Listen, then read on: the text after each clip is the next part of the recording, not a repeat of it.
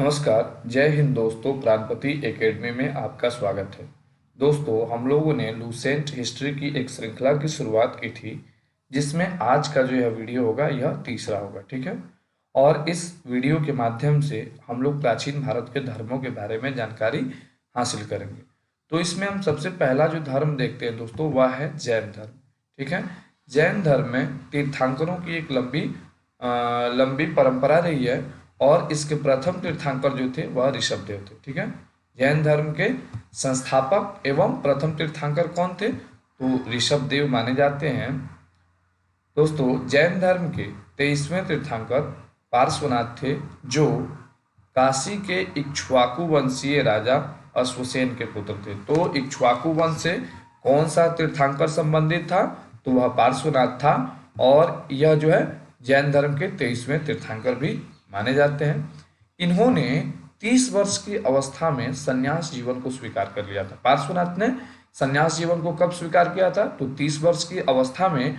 और इनके द्वारा दी गई जो शिक्षा थी वह थी हिंसा न करना, कभी भी हिंसा मत करिए, सदा सत्य बोलिए, चोरी न करना तथा संपत्ति न रखना, ठीक है। इन्होंने 4 अपनी प्रमुख शिक्षाएं दी और उनमें इन्होंने कहा कि हिंसा मत करिए, सदा सत्य बोलिए, चोरी मत करिए और संपत्ति मत रखिए। फिर हम देखते हैं इनके बाद जो तीर्थंकर आते हैं वह आते हैं महावीर स्वामी, और यह जैन धर्म के 24वें तीर्थंकर माने जाते हैं और अंतिम तीर्थंकर भी यही माने जाते हैं, ठीक है। महावीर जो है इस धर्म के सबसे प्रसिद्ध तीर्थंकर हुए और इनका जन्म 540 ईसा पूर्व में हुआ। महावीर का जन्म कब हुआ दोस्तों? तो 540 ईसा पूर्व में हुआ और यह कुंडग्राम वैशाली में जो है कि इनका जन्म हुआ था। इनके पिता कौन थे? तो इनके पिता दोस्तों सिद्धार्थ थे, जो ज्ञात्री कुल के सरदार थे। सिद्धार्थ ज्ञात्री कुल के सरदार थे और इनकी माता त्रिशला जो थी वह लिच्छवी राजा चेतक की बहन थी। महावीर की शादी जो हुई, महावीर की पत्नी का नाम यशोदा हुआ, ठीक है। महावीर की पत्नी का नाम क्या था? यशोदा था। एवं पुत्री का नाम जो था वह अनुजा प्रियदर्शिनी था। इनके बचपन का नाम वर्धमान था। महावीर के बचपन का नाम क्या था? वर्धमान था। और इन्होंने 30 वर्ष की उम्र में माता पिता की मृत्यु के पश्चात अपने बड़े भाई नंदीवर्धन से अनुमति लेकर संन्यास जीवन को स्वीकार कर लिया, ठीक है। अपने बड़े भाई नंदीवर्धन से इन्होंने 30 वर्ष की उम्र के पश्चात जो है कि आज्ञा लेकर के संन्यास जीवन को स्वीकार कर लिया। फिर हम देखते हैं इन्होंने 12 वर्षों तक कठिन तपस्या की और जिरिम्भिक के समीप ऋजुपालिका नदी के तट पर साल वृक्ष के नीचे इन्होंने तपस्या करते हुए संपूर्ण ज्ञान का बोध किया, ठीक है। अब आपसे यदि मिलान करने के लिए पूछ देता है, ठीक है, तो आगे दे देगा नाम और इनके कर्तव्य, ठीक है। तो कौन से वृक्ष के नीचे इन्होंने ज्ञान प्राप्त किया? तो साल वृक्ष के नीचे इन्होंने ज्ञान प्राप्त किया। कौन सा नदी था? तो ऋजुपालिका नदी था। और जो है कि यहाँ पर जृंभिक के समीप इनको ज्ञान की प्राप्ति हुई। और इसी समय से महावीर को कुछ अन्य नामों से जाना गया, जिनमें जिन का मतलब होता है दोस्तों विजेता, अरहत यानी पूज्य और निर्ग्रंथ यानी बंधनहीन ये कहलाए। देखिए ये शब्दावलियां दे दी जाएगी और मिलान करने के लिए दे दिया जाएगा कि यह किस धर्म से संबंधित शब्दावली है। तो दोस्तों यह जैन धर्म से है। और जिन का मतलब क्या होता है? विजेता होता है। अरहत का मतलब पूज्य होता है और निर्ग्रंथ का मतलब बंधनहीन होता है। और ये सारे के सारे महावीर से संबंधित है। देखिए महावीर ने जो अपना उपदेश दिया वह प्राकृत अर्धमागधी भाषा में दिया। और महावीर के प्रथम अनुयायी जो थे उनके दामाद प्रियदर्शिनी के पति जामिल बने, ठीक है।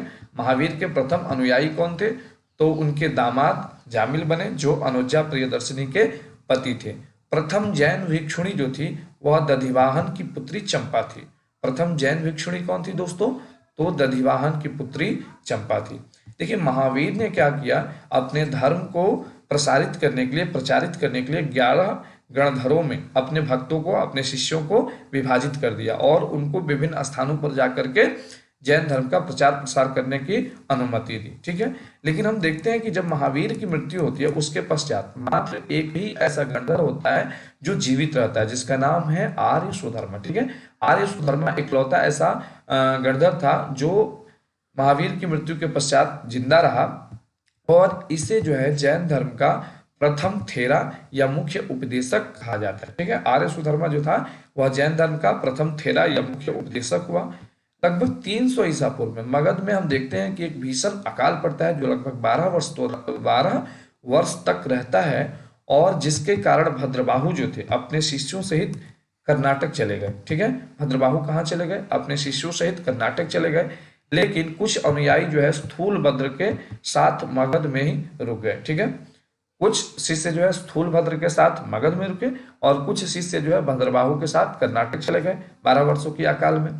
हम देखते हैं कि जब भद्रबाहु वापस लौटकर मगध में आते हैं तो यहाँ के साधुओं से उनका गहरा मतभेद हो जाता है, क्योंकि दोनों जो है कि दो एरिया में जाते हैं और दोनों के विचार जो है परिवर्तित होने लगते हैं, और जब दोनों आमने सामने होते हैं तो इन दोनों के विचार में काफी अंतर देखने को मिलते हैं, जिसके परिणाम स्वरूप क्या होता है, जैन मत जो है दो संप्रदायों में विभाजित दिखाई देता है। एक है श्वेतांबर और दूसरा है दिगंबर। ठीक है, तो यह दो संप्रदायों में बढ़ जाता है और स्थूलभद्र को जो शिष्य हैं वे श्वेतांबर कहे जाते हैं। जो मगध में रह जाते हैं स्थूलभद्र, उनके शिष्य जो है श्वेतांबर कहे जाते हैं, अर्थात श्वेत वस्त्र धारण करने वाले, और भद्रबाहु के जो शिष्य हैं वह दिगंबर रह जाते हैं और यह नग्न रहने वाले व्यक्ति कहलाते हैं। ठीक है, अब हम देखते हैं दोस्तों जैन धर्म के त्रिरत्न।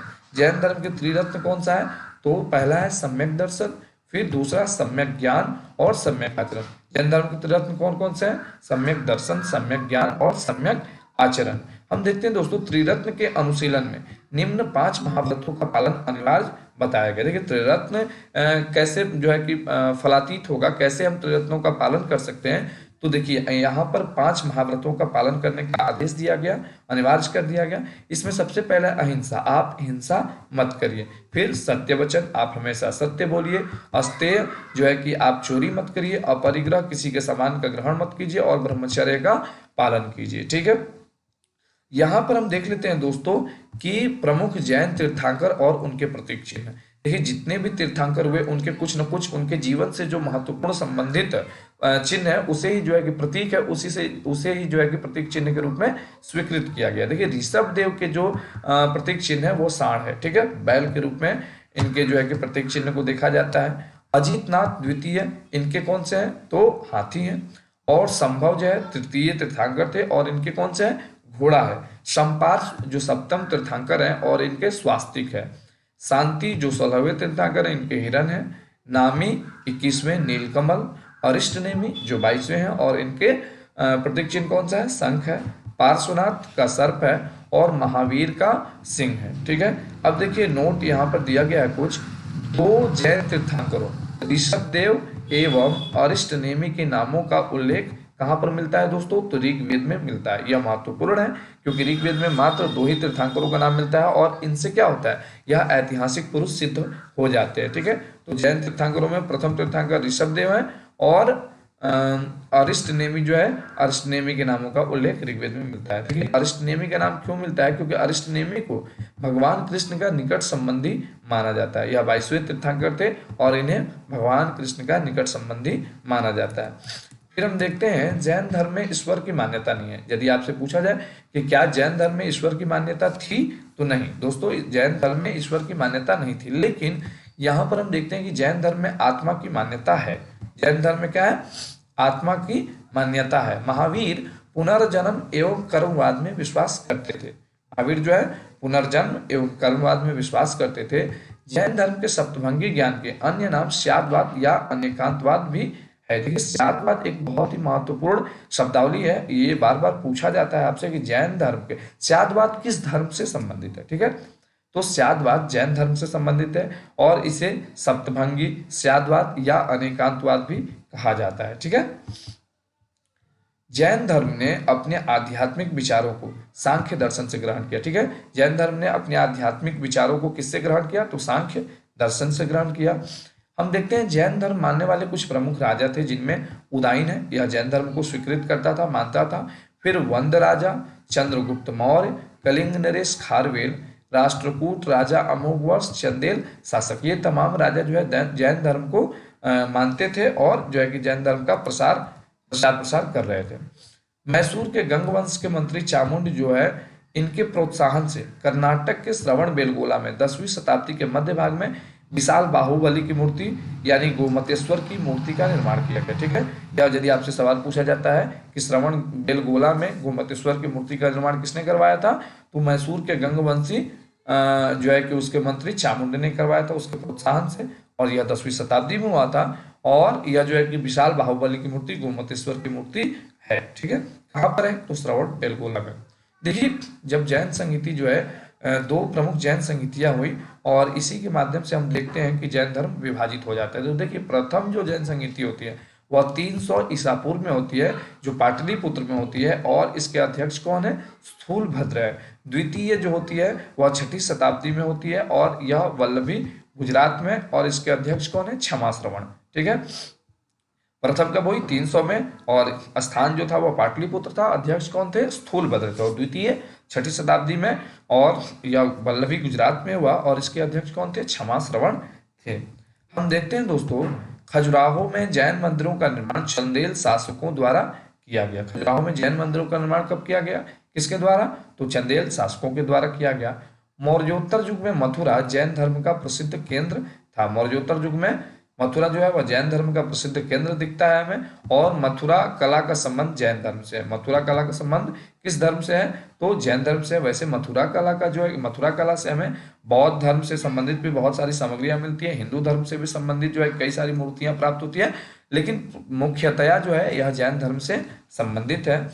जैन तीर्थंकरों की जीवनी भद्रबाहु द्वारा रचित कल्पसूत्र में है। ठीक है, तो यह एक महत्वपूर्ण सूत्र ग्रंथ है, जिसमें क्या मिलता है हमें, तो जैन तीर्थंकरों की जीवनी मिलती है। और यह किसके द्वारा रचित की गई है, तो यह भद्रबाहु के द्वारा रचित है, कल्पसूत्र। ठीक है, देखिए 72 वर्ष की आयु में महावीर की मृत्यु, मृत्यु का मतलब यहाँ पर होता है निर्वाण। ठीक है, निर्वाण की प्राप्ति हुई 468 ईसा पूर्व में, और यह कहाँ पर हुआ, तो बिहार राज्य के पावापुरी राजगिर में हो गई। ठीक है, 72 वर्ष की आयु में महावीर की मृत्यु हुई, निर्वाण की प्राप्ति हुई, और यह 468 ईसा पूर्व में बिहार राज्य के पावापुरी राजगिर में हो गई। देखिए, मल्ल राजा सृष्टिपाल के राजप्रसाद में महावीर स्वामी को निर्वाण की प्राप्ति हुई। तो किसके राजप्रसाद में महावीर को निर्वाण की प्राप्ति हुई, तो मल्ल राजा सृष्टिपाल के राज्य प्रसाद में। ठीक है, यहाँ पर हम जैन धर्म को समाप्त करते हैं। जैन धर्म के बारे में हम लोगों ने देखा। अब हम आगे देखेंगे बौद्ध धर्म को, जिन्हें light of Asia Gautam Buddha को कहा जाता है। देखिए, बौद्ध धर्म के संस्थापक कौन है, गौतम बुद्ध हैं, और इन्हें क्या कहा जाता है, ज्योतिपुंज एशिया का, लाइट ऑफ एशिया। ठीक है, गौतम बुद्ध का जन्म कब हुआ था दोस्तों, गौतम बुद्ध का जो जन्म हुआ था वह 563 ईसा पूर्व में हुआ था, और यह स्थान कौन सा था, तो कपिल वस्तु के लुम्बिनी नामक स्थान पर इनका जन्म हुआ था। इनके पिता जो थे वह शुद्धोधन थे, और यह शुद्धोधन जो है वह शाक्यगढ़ के मुखिया थे। शुद्धोधन कौन थे, तो शाक्यगढ़ के मुखिया थे, और गौतम बुद्ध के पिता थे। इनकी माता जो है वह माया देवी है, और माया देवी की मृत्यु जो है इनके जन्म के 7वें दिन ही हो गई थी। बुद्ध का जो है कि जन्म के बुद्ध के 7वें दिन ही माया देवी की मृत्यु हो जाती है, जिसके कारण इनका लालन पालन जो है इनकी सौतेली माँ प्रजापति गौतमी ने किया था। ठीक है, इनकी सौतेली माँ कौन थी, प्रजापति थी, प्रजापति गौतमी, और इन्होंने ही इनका लालन पालन किया था। इनके बचपन का नाम दोस्तों सिद्धार्थ था। महात्मा बुद्ध के बचपन का नाम क्या था, सिद्धार्थ था। गौतम बुद्ध का विवाह 16 वर्ष की अवस्था में हम देखते हैं जसोधरा के साथ हुआ, और इनके पुत्र का नाम राहुल था। एक पुत्र था जिसका नाम क्या था, तो राहुल था।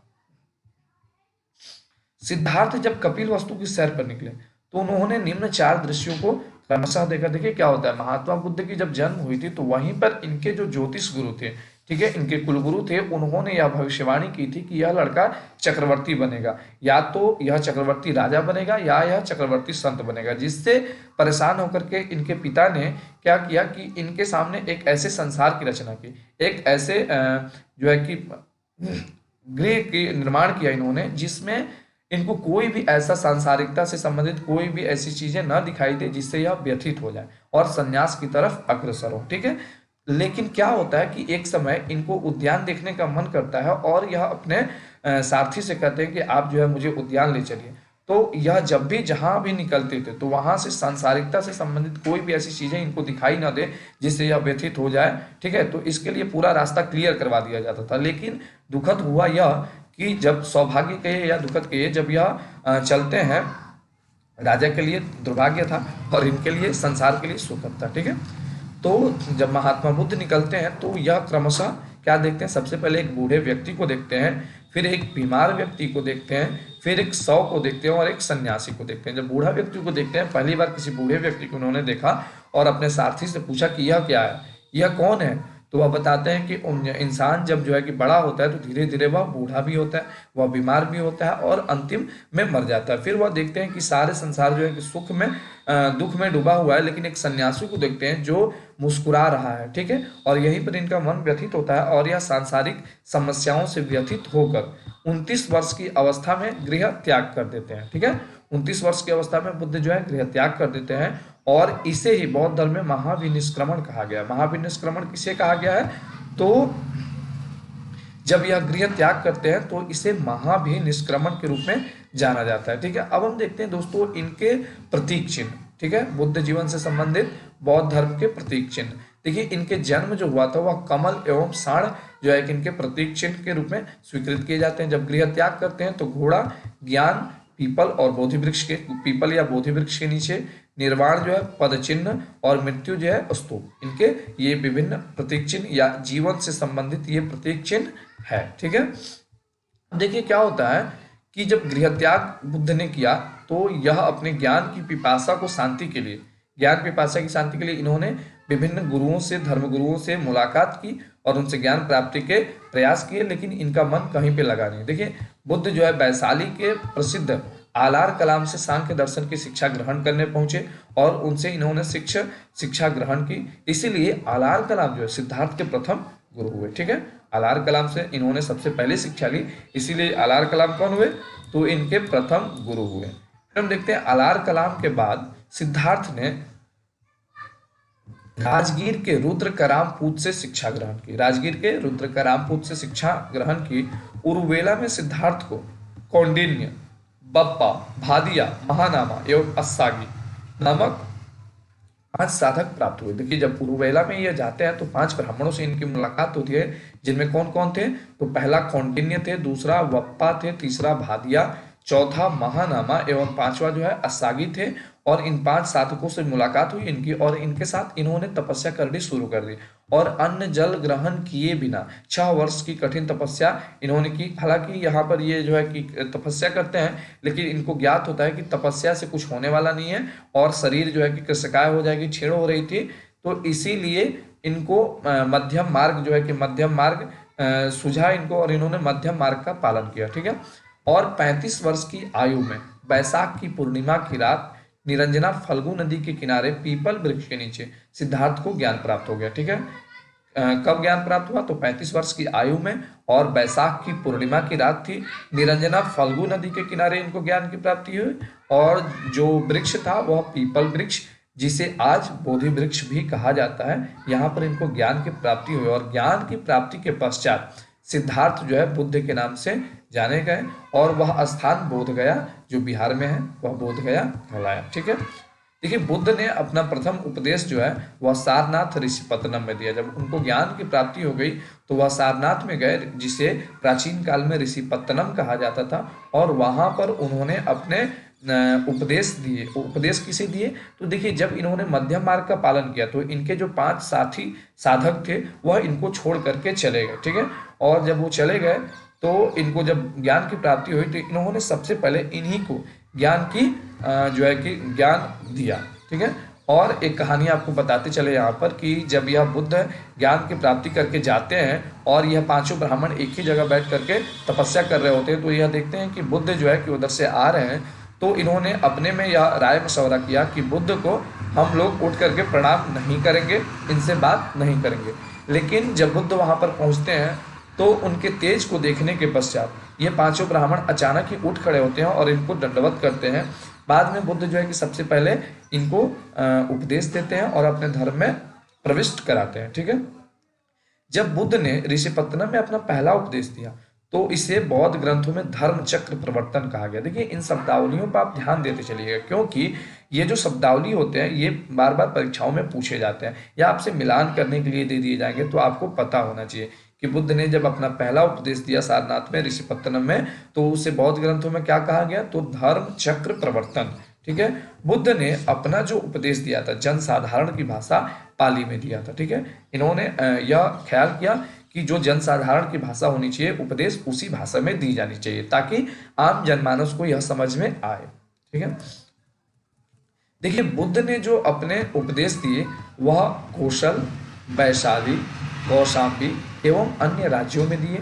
बुद्ध ने अपने सर्वाधिक उपदेश जो है वह कौशल देश की राजधानी श्रावस्ती में दिए। ठीक है, बुद्ध ने अपने सर्वाधिक उपदेश कहाँ पर दिए, तो कौशल देश की राजधानी श्रावस्ती में दिए। और इनके जो प्रमुख अनुयायी थे दोस्तों वह थे बिंबिसार, प्रसेनजीत तथा उदयन। ठीक है, बुद्ध की मृत्यु 80 वर्ष की अवस्था में 483 ईसा पूर्व में हुई। और यह कहाँ पर हुई, तो कुशीनारा जो देवरिया उत्तर प्रदेश का एरिया है यहाँ पर हुई। और यह चुंद द्वारा अर्पित भोजन करने के बाद हो गई, जिसे बौद्ध धर्म में महापरिनिर्वाण कहा गया है। ठीक है, बुद्ध की मृत्यु कब हुई, तो 483 ईसा पूर्व में चुंद द्वारा अर्पित भोजन करने के बाद हो गई। देखिए यहाँ पर एक विवादास्पद चीजें मिलती है कि बुद्ध ने कौन सा चीज ग्रहण किया था जिससे जो है कि इनको मृत्यु की प्राप्ति हुई, तो उसे कहा जाता है सुकर मद्दव। सुकर मद्दव नामक जो है कि भोजन इनको कराया गया था और जो है कि इसी को खाने के पश्चात बुद्ध की मृत्यु हो गई। देखिए यहाँ पर कुछ विद्वानों की मान्यता यह है कि सुकर मद्दव का मतलब सुअर का मांस था। देखिए ये गलत है, क्योंकि बुद्ध जो है जो हमेशा अहिंसा का पालन करने की बात करते हैं, वह कैसे मांस का ग्रहण कर सकते हैं, तो यह जो है कि कहीं ना कहीं गलत है। और बुद्ध ने वहां पर जो है वह कुछ और खाया था, शुकर मद्दव जो है कि खाया था। खैर ये विद्वानों के जो है कि पेचड़े हैं और यह समझना आसान नहीं है। मल्लों ने अत्यंत सम्मान पूर्वक बुद्ध का अंत्येष्टि संस्कार किया। ठीक है, एक अनुश्रुति के अनुसार मृत्यु के बाद बुद्ध के शरीर के अवशेषों को 8 भागों में बांटकर उन पर 8 स्तूपों का निर्माण कराया गया। ठीक है, एक अनुश्रुति में जब बुद्ध की मृत्यु हुई तो उनके शरीर के अवशेषों को 8 भागों में बांटा गया और उन पर 8 स्तूपों का निर्माण करवाया। बुद्ध ने अपने मृत्यु के पश्चात कहा था कि उस चौराहे पे, किसी एक चौराहे पे जहां से चारों तरफ से लोग आते जाते हो, वहां पर मेरा जो है कि एक बड़े स्तूप का निर्माण किया जाए। तो यहाँ पर उनके शरीर के अवशेषों को बांट करके 8 स्तूपों का निर्माण करवाया गया। बुद्ध के जन्म एवं मृत्यु की तिथि को चीनी परंपरा के कैंटोन अभिलेख के आधार पर निश्चित किया गया। चीन में एक कैंटोन अभिलेख प्राप्त हुए हैं जिनमें जो है कि इनके जन्म से मृत्यु तक के अभिलेख लिखित है और इसी के आधार पर जो है कि इनके जन्म एवं मृत्यु की तिथि को निर्धारित किया जाता है। बौद्ध धर्म के बारे में हमें विशद ज्ञान जो है वह पाली त्रिपिटक से प्राप्त होते हैं।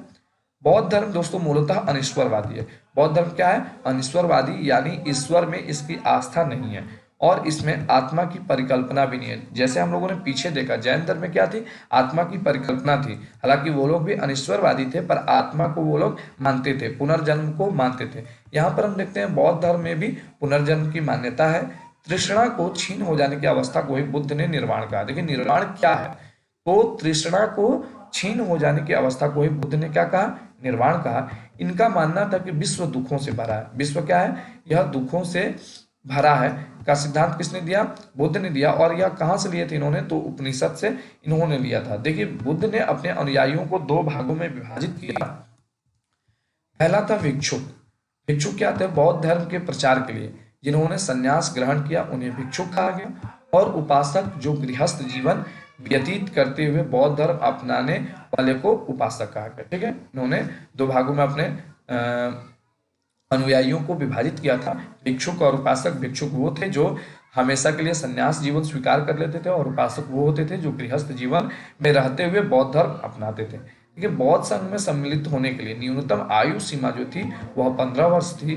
बौद्ध संघ में प्रविष्टि होने को उपसंपदा कहा जाता था। ठीक है, उपसंपदा क्या होता है, तो जब बौद्ध धर्म में प्रविष्ट होने की जो परंपरा रहती है उसे ही उपसंपदा कहा जाता है। देखिए बौद्ध धर्म के त्रिरत्न है बुद्ध, धम्म एवं संघ। बौद्ध धर्म के त्रिरत्न क्या है, बुद्ध, धम्म एवं संघ। हम देखते हैं बौद्ध धर्म में भी जब बुद्ध की मृत्यु होती है तो उसके बाद बौद्ध धर्म में भी कई सारी जो है कि दिक्कतें आती है, जिसके लिए हम यहाँ पर बौद्ध संहितियां की जाती है। ठीक है, तो प्रथम बौद्ध संहिति कब हुई, 483 ईसा पूर्व में हुई।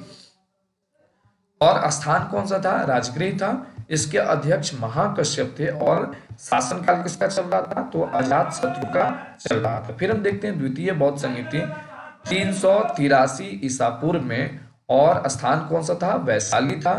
अध्यक्ष कौन थे? सब्बाकामी थे और शासनकाल कालाशोक का चल रहा था। ठीक है, द्वितीय बौद्ध संधि 383 ईसा पूर्व में अर्थात 100 वर्षों के पश्चात हुआ और इसका स्थान कौन सा था? वैशाली था।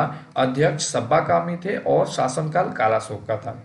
फिर हम देखते हैं तृतीय बौद्ध संहिता 255 ईसा पूर्व में और यह स्थान कौन सा था? पाटलिपुत्र था। अध्यक्ष मोगली पुत्तिस थे और शासनकाल किसका चल रहा था? अशोक का चल रहा था। चतुर्थ बौद्ध संहिता ईसा के प्रथम शताब्दी कुंडनवन कश्मीर में हुआ। अध्यक्ष थे वसुमित्र और उपाध्यक्ष थे अश्वघोष। ठीक है, और किसके शासनकाल में? तो कनिष्क के शासनकाल में यह हुआ। तो हम लोगों ने 4 बौद्ध सभाएं देखी और यहाँ पर देखिए क्या हुआ, चतुर्थ जो बौद्ध संहिता हुई, इसके बाद हम देखते हैं कि बौद्ध धर्म 2 भागों में हीनयान एवं महायान में स्पष्ट रूप से विभाजित हो जाता है। धार्मिक जुलूस का प्रारंभ सबसे पहले बौद्ध धर्म के द्वारा प्रारंभ किया गया। धार्मिक जुलूस का प्रारंभ सबसे पहले कहाँ किया गया? तो बौद्ध धर्म के द्वारा किया गया। और बौद्धों का जो सबसे पवित्र त्योहार है वह वैशाख पूर्णिमा है, जिसे बुद्ध पूर्णिमा के नाम से जाना जाता है। इसका महत्व क्यों है? तो बुद्ध पूर्णिमा के दिन बुद्ध का जन्म हम देखते हैं, ज्ञान की प्राप्ति देखते हैं और महापरिनिर्वाण की प्राप्ति देखते हैं। देखिए, ये महापुरुषों का लक्षण होता है कि इनका जन्म जो हो रहा है वह बुद्ध पूर्णिमा के दिन हो रहा है, इनका जो है ज्ञान की प्राप्ति जो हो रही है वह पूर्णिमा के दिन हो रही है और महापरिनिर्वाण की जो प्राप्ति हो रही है वह कब हो रही है? तो वह भी पूर्णिमा के दिन हो रही है। इसीलिए इसे बुद्ध पूर्णिमा के नाम से जाना जाता है और इसका बौद्ध धर्म में बहुत ही महत्वपूर्ण स्थान प्राप्त है। देखिए, बुद्ध के जो उपदेश है, बुद्धों ने सांसारिक दुखों के संबंध में 4 आर्य सत्यों का उपदेश दिया। देखिए, 4 आर्य सत्य बहुत ही महत्वपूर्ण है दोस्तों, क्योंकि यहीं पर बुद्ध धर्म की नींव टिकी हुई है। तो सबसे पहले बुद्ध का मानना था दुख। ठीक है, फिर दूसरा क्या है? दुख समुदाय।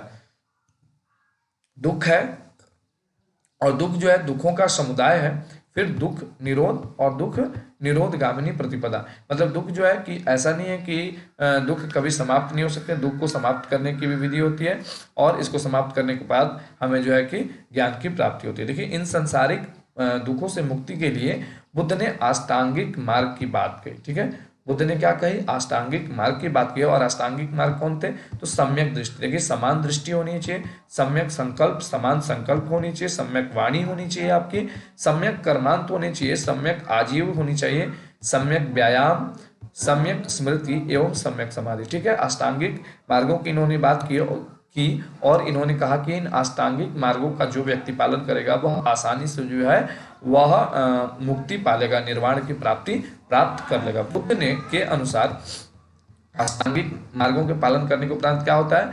मनुष्य की भौत तृष्णा नष्ट हो जाती है और उससे निर्वाण प्राप्त हो जाता है। ठीक है, फिर हम देखते हैं दोस्तों, निर्वाण जो है वह बौद्ध धर्म का परम लक्ष्य है। निर्वाण क्या है? बौद्ध धर्म का परम लक्ष्य है और इसका अर्थ है दीपक का बुझ जाना। निर्वाण का मतलब दीपक का बुझ जाना और यह जो है बौद्ध धर्म का परम लक्ष्य है।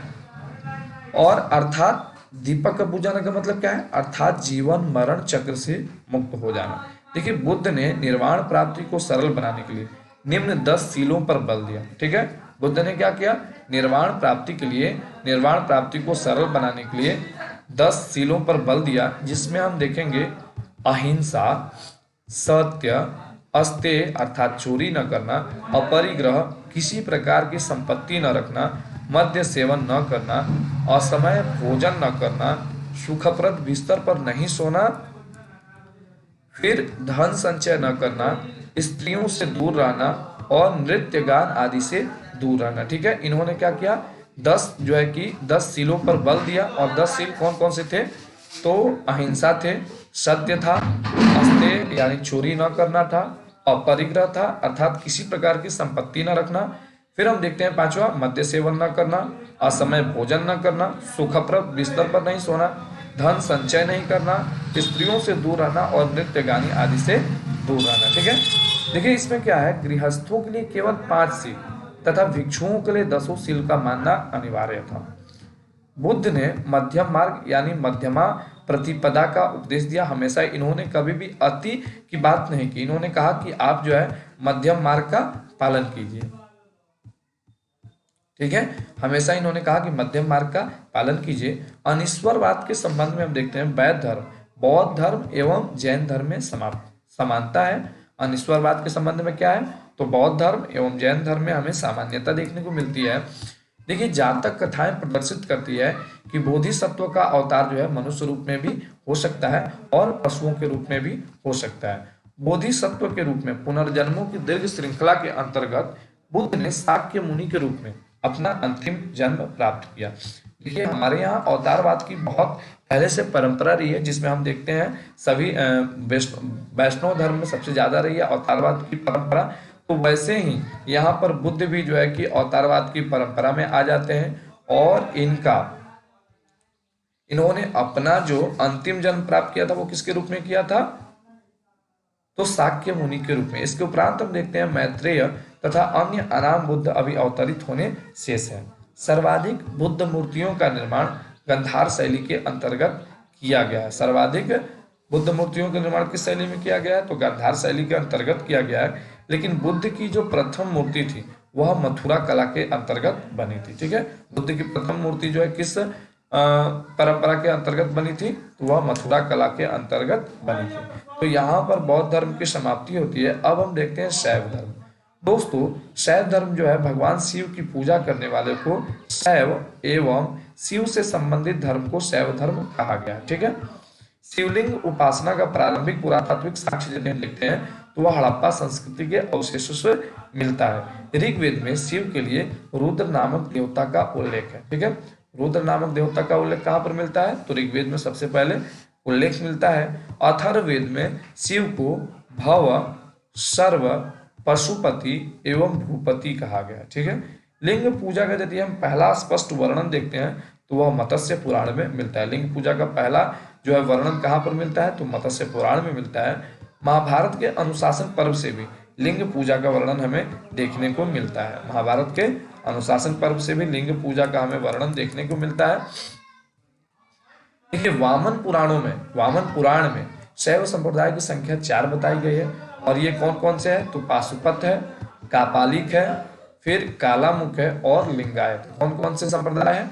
पाशुपत है, कापालिक है, कालामुख है और लिंगायत है। 4 संप्रदाय है। इनमें हम देखते हैं सबसे पहले ये कुछ अन्य संप्रदायों के बारे में चर्चा कर लेते हैं, क्योंकि यह बार बार छूट जाता है कभी कभी। तो देखिए, आजीवक संप्रदाय था इस समय के प्रमुख संप्रदायों में। आजीवक के संस्थापक कौन थे? मखली पुत्र गोशाल थे। जो फिर देखते हैं घोर अक्रियावादी, इसके संस्थापक पूरण कश्यप थे। यदृक्षावाद आचार्य अजित थे।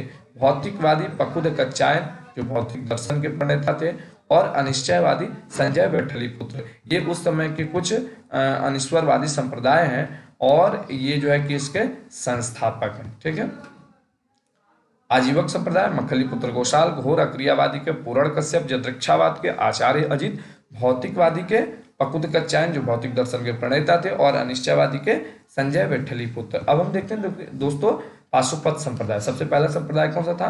पाशुपत संप्रदाय था और यह सबसे शैवों का सबसे प्राचीन संप्रदाय है। इसके संस्थापक जो है दोस्तों लकुलिस को माना जाता है। ठीक है, और यह जो है जिन्हें भगवान शिव के 18 अवतारों में से एक माना जाता है, लकुलिस को। पाशुपत संप्रदाय के अनुयायियों को पंचार्थिक कहा गया। देखिए, ये याद रखिएगा आप, क्योंकि एनटीए में भी ये सवाल, एनटीए यूजीसी नेट में भी ये सवाल पूछा जाता है कि पाशुपत संप्रदाय के अनुयायियों को क्या कहा जाता है, या पंचार्थिक जो है वह किस संप्रदाय के अनुयायियों को कहा जाता था। तो ऐसे ये सारे चीज आगे भी देखने को मिलेंगे, तो उन सबको आप याद करिएगा। इस मत का जो प्रमुख सैद्धांतिक ग्रंथ है वह पाशुपत सूत्र है। पाशुपत संप्रदाय के जो प्रमुख सैद्धांतिक ग्रंथ कौन सा है? वह पाशुपत सूत्र है। और श्रीकर पंडित एक विख्यात पाशुपत आचार्य थे। इसके प्रख्यात आचार्य कौन से थे? तो श्रीकर पंडित थे। कापालिक संप्रदाय के इष्ट देव कौन थे? वह भैरव हैं। कापालिक संप्रदाय के इष्ट देव कौन है? भैरव हैं। और इस संप्रदाय का प्रमुख केंद्र जो है वह श्रीशैल नामक स्थान था। फिर हम देखते हैं कालामुख संप्रदाय। कालामुख संप्रदाय के अनुयायियों को शिव पुराण में महाव्रतधर कहा गया है। इस संप्रदाय के लोग जो है वह नर कपाल में ही भोजन, जल तथा सूरापान करते हैं और साथ ही अपने शरीर पर चीता की भस्म मलते हैं। ठीक है, देखिए लिंगायत संप्रदाय जो है वह दक्षिण में प्रचलित था। लिंगायत संप्रदाय कहाँ प्रचलित था? दक्षिण में प्रचलित था और इन्हें जंगम भी कहा जाता था। लिंगायत संप्रदाय को जंगम भी कहा जाता था। इस संप्रदाय के लोग शिवलिंग की उपासना करते थे। अब हम देखते हैं अंतिम वसव पुराण में लिंगायत संप्रदाय के प्रवर्तक किसे माना गया है? तो अल्लभ प्रभु तथा उनके शिष्य जो है वासव को बताया गया। इस संप्रदाय को वीर शैव संप्रदाय भी कहा जाता है। ठीक है, तो लिंगायत संप्रदाय कहाँ प्रचलित था? दक्षिण में। इन्हें जंगम भी कहा जाता था और इस संप्रदाय के लोग शिवलिंग की उपासना करते थे। फिर हम देखते हैं वसव पुराण में इसके प्रवर्तक कौन माने जाते हैं? अल्लभ प्रभु और उनके शिष्य कौन थे? वासव। इस संप्रदाय को वीरशैव संप्रदाय भी कहा जाता था। देखिए 10वीं शताब्दी में मत्स्येंद्र नाथ ने नाथ संप्रदाय की स्थापना की और इस संप्रदाय का व्यापक प्रचार प्रसार किसने किया?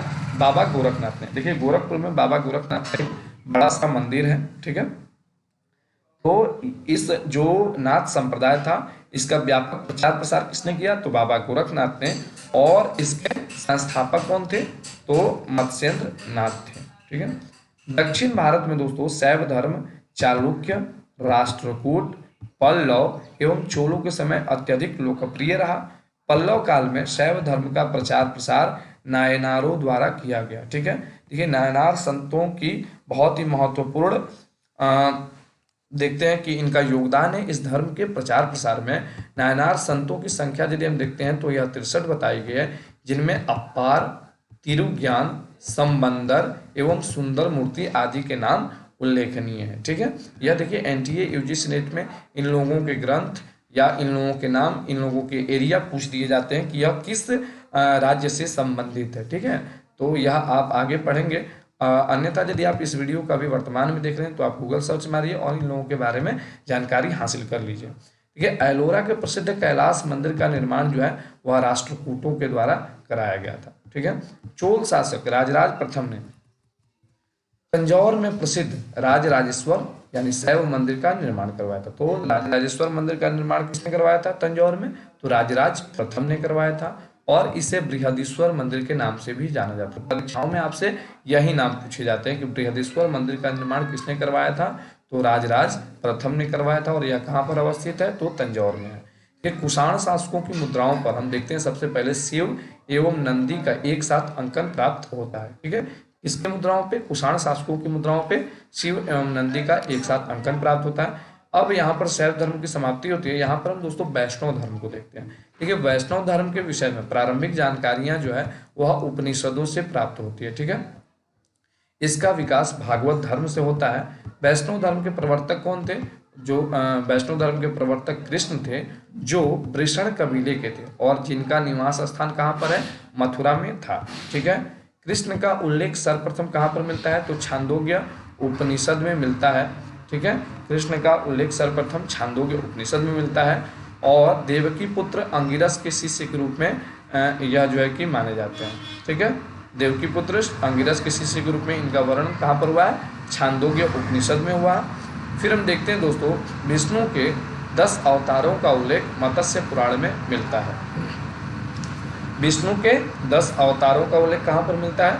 मत्स्य पुराण में मिलता है।